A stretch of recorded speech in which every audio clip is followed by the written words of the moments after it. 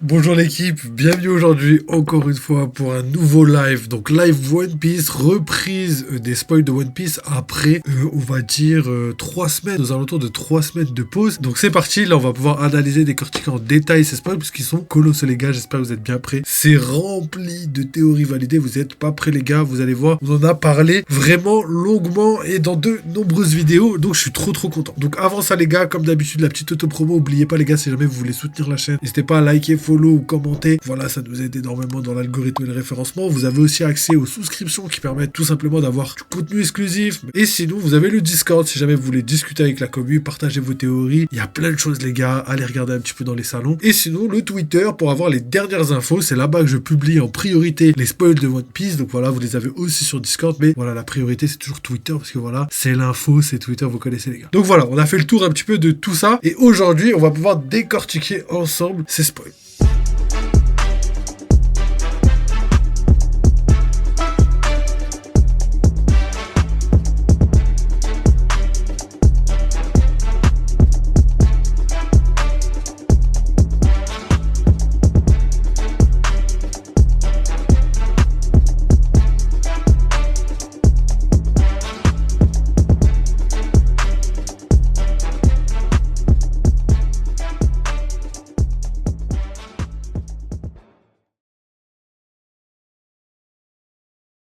Perdons pas plus de temps, c'est parti pour les spoils du chapitre 1135 de One Piece. Le titre, c'est La Terre attendant le soleil. Couverture, donc voilà, pour la mini-aventure, on a Holden qui emmène Yamato et les autres à sa base. Donc, étant donné qu'il s'est fait battre, il va plutôt ramener Yamato, mais en mode c'est par là, les gars, désolé pour le dérangement. Donc voilà, et je pense que Yamato va libérer un petit peu toutes les personnes capturées et regarder un petit peu le complot qui se trame derrière l'arc post-Wano, quoi. Vous avez capté. Ensuite, on commence directement les spoils avec plus de révélations sur le dieu soleil. Certains géants croient qu'il sera un libérateur, mais d'autres pensent qu'il sera un destructeur. Donc ça, c'est trop marrant, les gars, parce que, en fait, ça pourrait être très bien les deux. Pourquoi, les gars? Parce que on a vu, par exemple, sur l'île des hommes poissons, Luffy était considéré comme un destructeur de l'île des hommes poissons, mais dans le futur, parce que voilà, Shirley se trompe jamais, à chaque fois qu'elle prédit quelque chose, ça va arriver. Et du coup, elle a vu que Luffy allait détruire l'île des hommes poissons. Et au début, on s'est dit, ouais, mais c'est pas possible, etc., etc., jusqu'à ce qu'on apprenne le fait qu'elle a vraiment tout prédit. Du coup, ça pourrait être exactement la même chose. Luffy pourrait être un libérateur, mais pour libérer le monde, peut-être qu'il va devoir le détruire d'une certaine manière pour pouvoir recommencer exactement comme ce qui s'est passé pendant le siècle oublié. Peut-être qu'il n'y a pas le choix. Pour sauver le monde, il va falloir le détruire. Vous connaissez un petit peu le fait de devoir détruire Grand Line pour libérer les océans. Le fait que Laboon veut détruire Grand Line pour pouvoir accéder un petit peu à sa terre natale et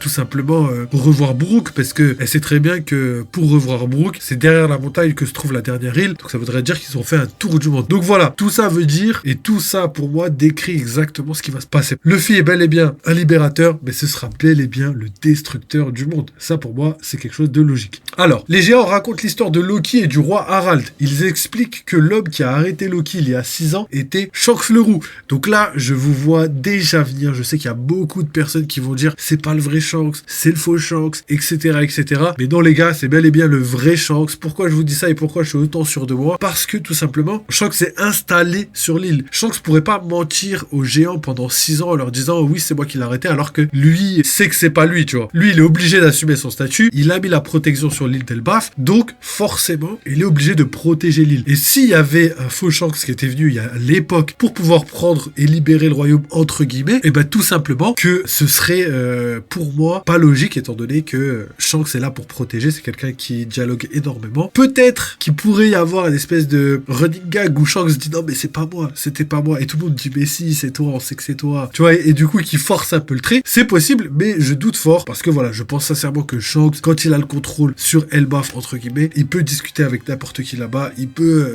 justement parler de choses sérieuses, et ça là, le fait que ce soit un autre Shanks qui soit sur l'île pourrait tout simplement mettre un peu de désordre dans tout ça, et c'est quelque chose de dangereux pour Shanks et pour l'île l'île des géants. Donc, forcément, ça aurait été pris au sérieux à mon sens. Par contre, ça veut pas dire qu'il y a 6 ans, il n'y avait pas le faux Shanks. Ça se peut que dans le complot, le faux Shanks et le vrai Shanks étaient présents, que le faux Shanks était venu pour tuer le roi Harald, qu'il a fait porter ça à Loki, que Loki a cru que c'était Shanks, et que depuis, il voue une haine viscérale à Loki, alors que vous allez voir, Shanks y est potentiellement pour rien. Je dis potentiellement, mais j'en suis quasiment sûr. Donc voilà, c'est les choses un petit peu, les complots qui traînent un petit peu. Mais pour moi, pour l'instant, je pense sincèrement que le faux Shanks, c'est quelqu'un qui est pas venu sur l'île depuis, même c'est potentiellement la première fois qu'il vient. Mais en tout cas, je pense qu'il faut écarter le fait que l'arrivée de ce faux Shanks peut être quelque chose qui peut se passer depuis très très longtemps. Cependant, un contre-argument qui va dans le sens inverse, pour moi, il faut bien expliquer le fait qu'il y ait le cercle magique qui permette d'invoquer Shanks sur l'île. Donc potentiellement qu'il est déjà venu, potentiellement qu'il y a quelqu'un qui est déjà là-bas, qui fomente depuis longtemps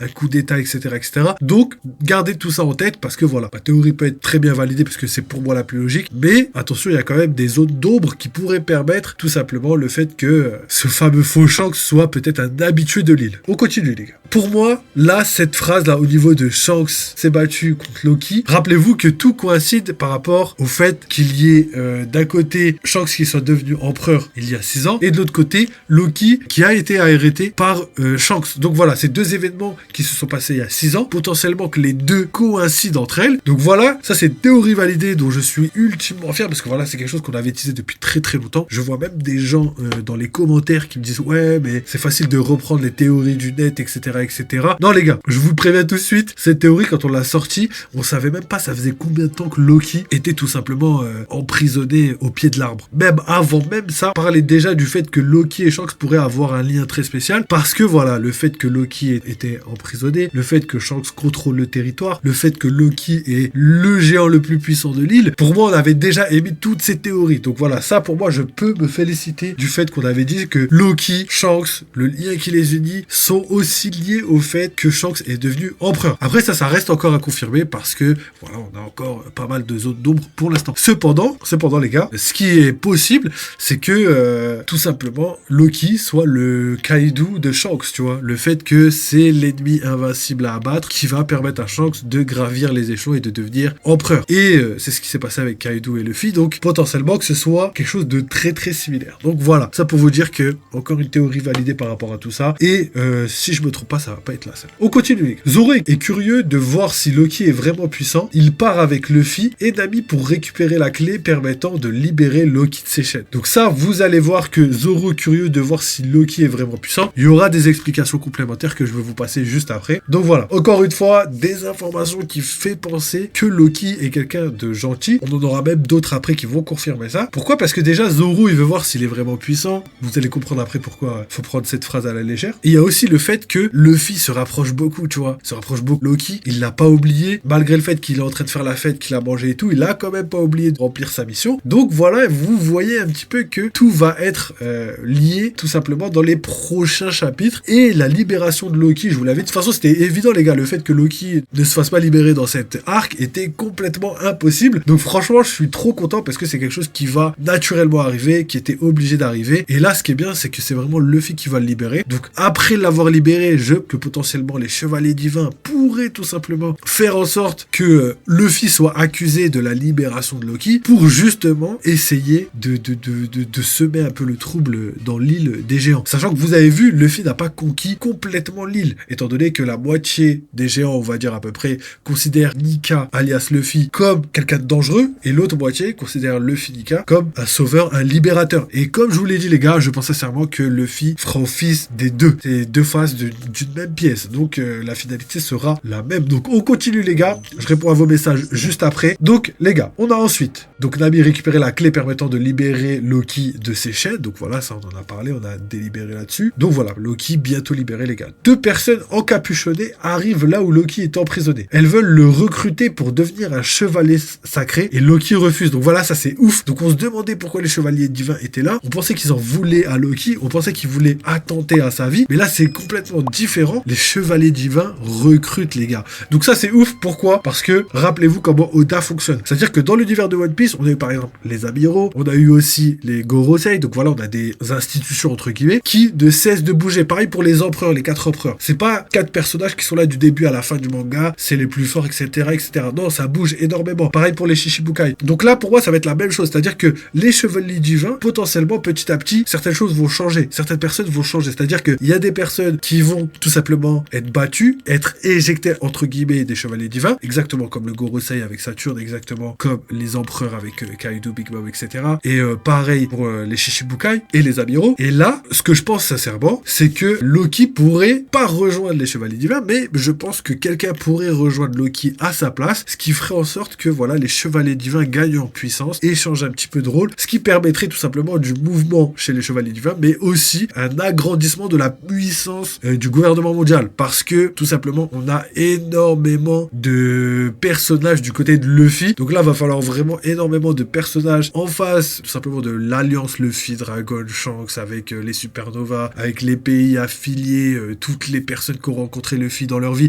Bref, vous avez capté que en face on a vraiment que la marine, que le gouvernement mondial. Ça fait un petit peu léger étant donné qu'en face on a déjà 3 empereurs. Donc vous avez capté, normalement on devrait avoir des alliances qui se lient du côté du gouvernement mondial et également du côté de Luffy, sachant que Luffy a aussi des armes antiques. Donc voilà, vous allez capter. Bref, vous comprenez que là ça commence à être un petit peu tendu. Donc voilà, revenons un petit peu au chapitre. Donc le Loki refuse tout simplement de rejoindre les chevaliers sacrés. Donc la fille encapuchonnée s'appelle Gunko. Elle est membre des chevaliers sacrés. Rien n'est révélé sur l'homme encapuchonné ressemblant à Shanks. Évidemment, pourquoi? Parce que voilà, on voit très bien que Oda réserve voilà ce mystère pour potentiellement bien plus loin dans l'arc et même potentiellement bien plus loin tout court. Hein. Ça se peut qu'on le voit pas de tout l'arc et que c'est quelque chose qui va se produire un peu plus tard. Ça c'est pas impossible les gars. Donc voilà, Gunko dévoile certains de ses pouvoirs. Elle utilise des manches longues semblables à des bandages comme des armes meurtrières et tente d'exécuter Loki. Donc voilà, ça fait un petit peu style Zabuza pour la team Naruto, voilà, qui va se déplacer, bras long du corps, qui va attaquer et tout. Je vois très bien quel flow ça pourrait avoir et franchement, je kiffe de ouf. J'espère sincèrement que ce sera quelque chose qui va être ultra bien animé, même si c'est pas tout de suite, vous l'avez capté. Donc voilà, on a la présentation d'un des membres des Chevaliers Divins. Donc voilà, vous voyez un petit peu qu'on entre un petit peu dans la phase finale du manga, même si il reste encore énormément de zones d'ombre les gars. On n'a vraiment pas de personnage développé au niveau des Chevaliers Divins à part Gunko qui reste encore pour moi beaucoup trop léger, et je pense que malgré ça il nous reste encore beaucoup d'années avant qu'on arrive vraiment à la fin, parce que vous voyez comment l'arc d'Elbaf se développe, malgré le fait que ce soit plus rapide que à l'accoutumée, ça va vraiment être long, potentiellement comme Wano, et il y a encore 2 ou 3 arcs après. Donc voilà, il y a l'arc Roadstar, l'arc fin de Grand Line hein, avec Raftel, et après il y a la grande guerre finale de One Piece. Donc voilà, tout ça va mettre quand même un petit peu de temps, mais c'est quelque chose qui, je pense, va prendre au moins 6 ans. Moi je vois bien 6 ans, tu vois, 4 ans potentiellement pour cet arc, donc Elbaf. Après je pense qu'il y en a pour 1 ou 2 ans pour Roadstar, ça va être des arcs de transition, des arcs de découverte, tu vois, et après on aura la grande guerre finale qui va prendre 1 ou 2 ans grand maximum. Donc voilà, entre 6 et 8 ans grand maximum, même si Oda potentiellement pourrait mettre beaucoup moins de temps. Après je pense que les éditeurs font en sorte de retarder les choses histoire que ça soit pas trop court. Eux ce qu'ils veulent c'est vraiment que ça aille très très vite. Donc on continue les gars avec la dernière phrase. Un grand loup intervient pour sauver Loki. Malgré cela, Loki refuse toujours de céder. Cela conduit les chevaliers divins à tuer le loup. Loki garde cette douleur en lui et avec la haine dans le cœur, il décide de détruire le monde à la fin. Donc ça c'est un petit peu compliqué et vous allez voir qu'on a des informations complémentaires juste après qui vont un petit peu corriger tout ce qui a été dit. Donc voilà, ensuite c'est marqué comme d'habitude, petit message de Piupis, attendez le résumé complet avant de juger le chapitre. Et là il n'y a pas besoin d'attendre parce que franchement c'est vraiment légendaire. Quand il dit ça souvent c'est pour les gens qui disent oh le chapitre est pas ouf et tout, mais juste ça moi je trouve vraiment que c'est colossal les gars. On a des chevaliers divins qui rentrent en action, on a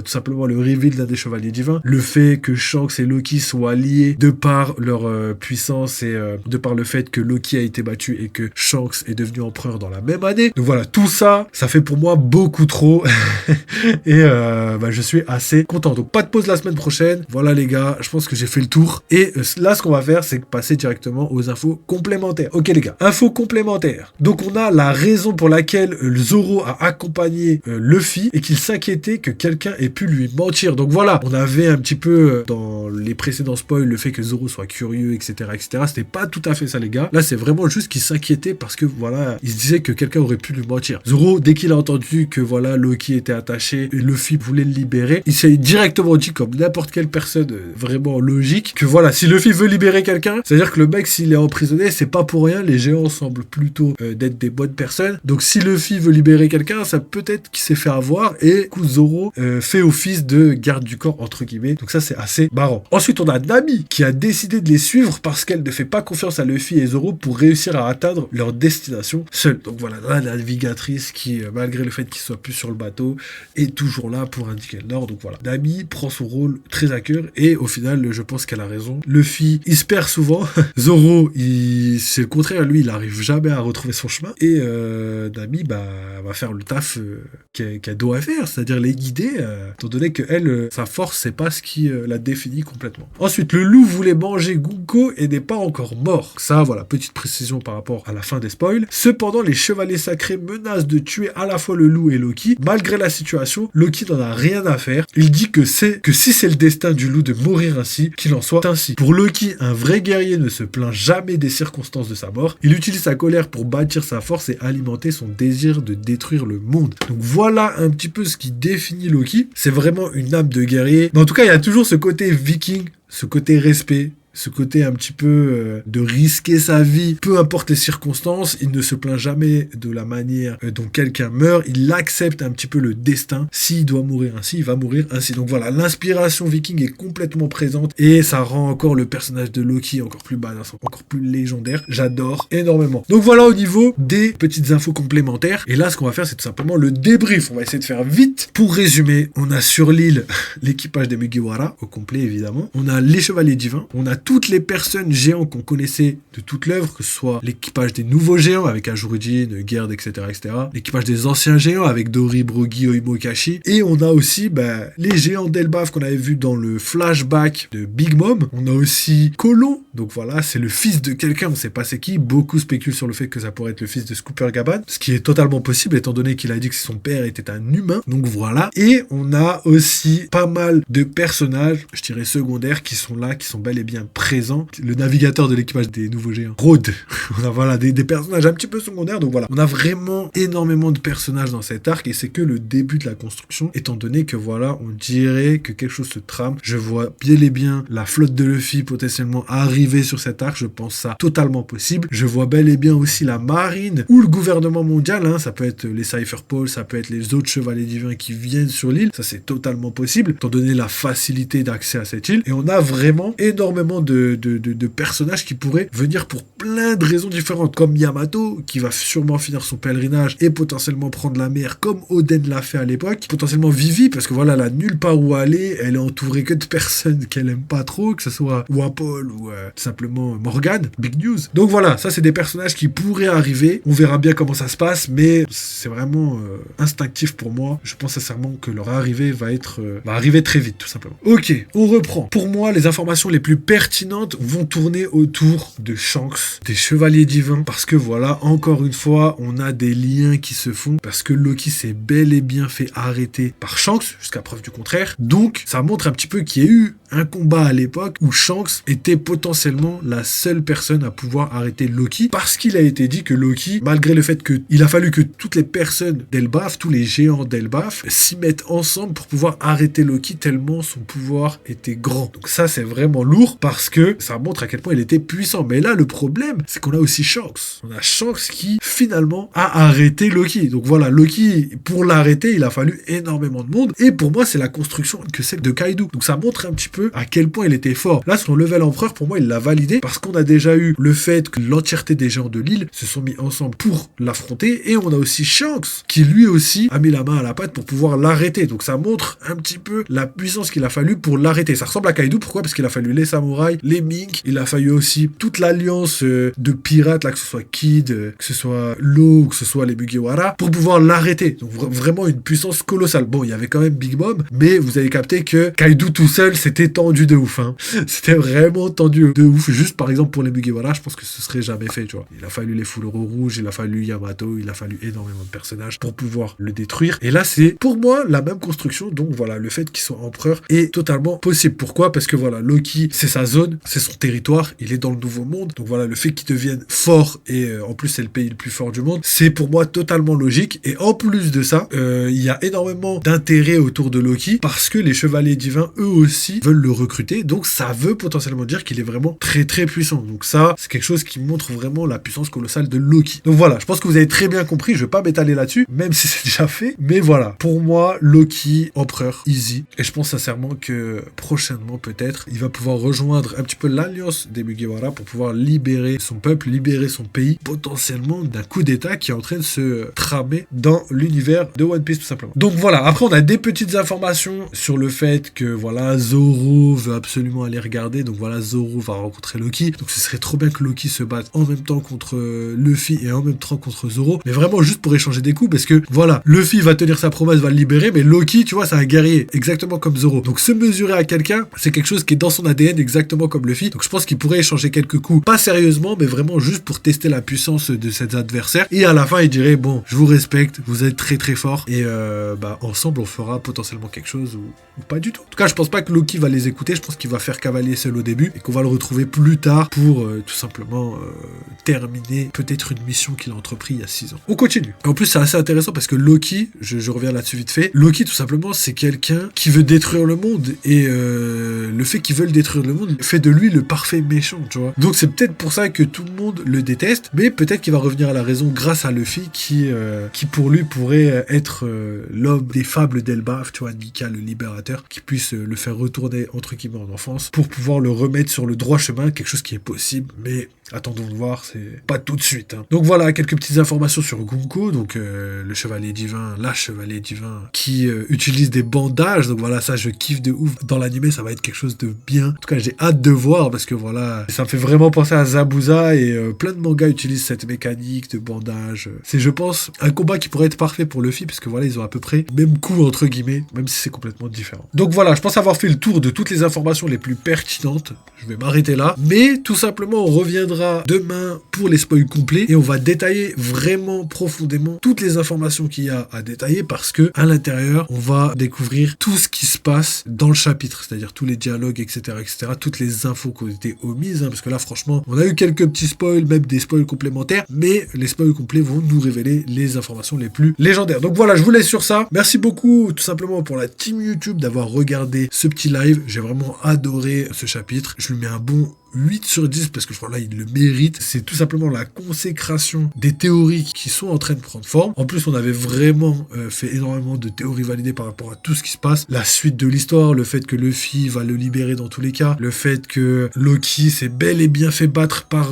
Shanks, etc. Des choses qu'on avait émises il y a très très très longtemps, bien avant qu'on ait les informations d'Elbaf. Donc voilà, je suis trop content et nous on continue comme ça. Donc vous inquiétez pas, on a plein de théories là qui vont arriver et je vous en ai déjà dit pas mal aujourd'hui avec tout simplement tout ce qui pourrait se passer dans le futur avec peut-être Yamato qui arrive, Vivi qui arriverait, le Ragnarok qui pourrait lui aussi arriver, le fait que Loki veut détruire le monde, le fait que Nika est considéré comme le libérateur ou le destructeur et qui pour moi va être les deux, il va bel et bien tout détruire, il va détruire Grand Line, il va détruire l'île des hommes poissons, potentiellement il va détruire une partie d'Elbaf comme dans la mythologie viking ou Asgard, le paradis dans One Piece pourrait lui aussi être détruit parce que voilà, c'est comme ça que finit le Ragnarok. Donc on va voir les gars, mais tout ça c'est quelque chose qui pour moi est totalement logique. Donc voilà, n'oubliez pas, vive les jeux vidéo, vive One Piece, n'hésitez pas à nous rejoindre que ce soit sur Twitch, YouTube, Discord ou Twitter, et c'est comme ça qu'on va ensemble les gars découvrir le secret du One Piece, hein. Vous avez capté. Donc voilà les gars, merci beaucoup, et encore une fois n'oubliez pas, vive les jeux vidéo, vive One Piece, et à très très bientôt.